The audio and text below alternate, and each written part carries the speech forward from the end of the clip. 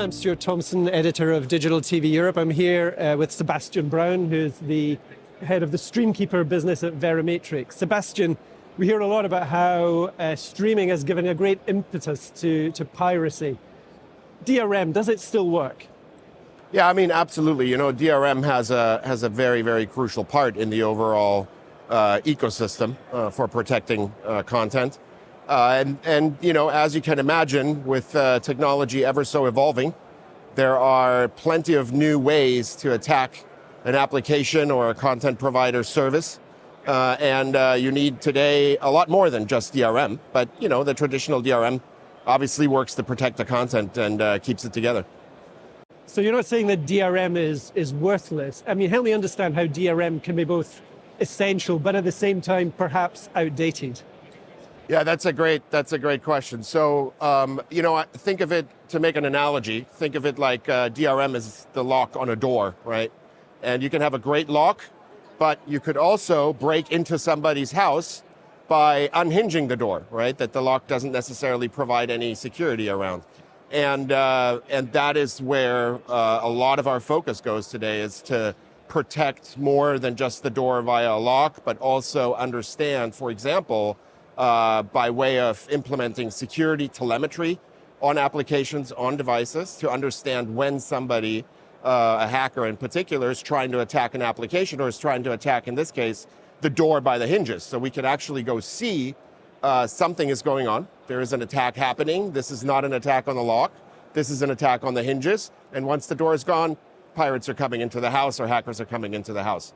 So in our video world, the same is actually happening, where DRM is there, it's protecting the content, and as you can imagine, you know, we've seen the transition from traditional managed network content delivery to OTT content delivery. The environment is much more open, applications are much more open than a lockdown set-top box with hardware security once was. And so therefore we have to employ new security technologies, new security approaches, in particular, be very agile about, you know, understanding what is happening on the device as it's happening, and then also being able to take response, have countermeasures available to you to be able to, you know, thwart an attack on the application itself or on the service overall itself, to not only protect the content, but to protect a lot of other assets that the service provider will have in their applications or in their service offering.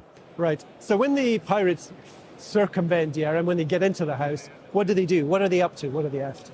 Well, number one, obviously trying to steal the content, right, and redistributing that content. Oftentimes you'll see that they have running websites that are not free but charged for, look very professional, look very much like a legitimate service that consumers can subscribe to. What's actually really interesting today is that they don't necessarily have to go copy the content, rehost it somewhere else, but by way of a lot of unprotected you know, endpoints out there, applications, set-top boxes, they have the ability to actually serve the content to their pirate viewers directly of our service provider CDN, for example. So this means that their margins are actually really great. They don't have much cost to doing that. But on the other hand, on the service provider side, you see costs of serving content going up without legitimate subscription revenue coming into the business in return. And that is something that we see happening a lot. But beyond the content, hackers are also out for additional assets that the operator has. They may have billing information, billing data within their experience. So obviously you have to pay for your service. So you might manage your profile somewhere. You have some PII, personally identifiable information within the service, and also credit card information. And then in addition, you know, as we're seeing the rise of fast and ad-supported streaming plays, that is another revenue channel that's very often attacked, where ads are replaced, ads are hijacked, ad servers are swapped out if the end user experience is not protected. Those are kind of the things, in addition to the content, that pirates are stealing today. Right, so it's worth emphasizing, you hear a lot about illicit IPTV services. It's not just the content that the pirates are after. Yeah, exactly. And you know, you see, for example, SolarWinds attack, T-Mobile gets attacked.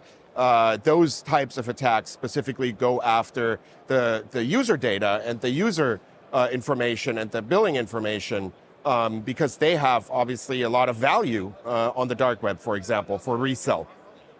So what are the latest developments in the fight to combat piracy? Yeah. So DRM is obviously, at the center of protecting the content.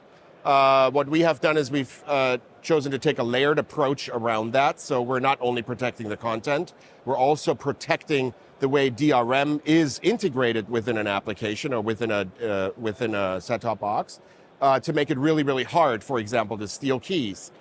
So you have that sort of security layer, code obfuscation, code protection around the DRM integration, around the player and the content integration.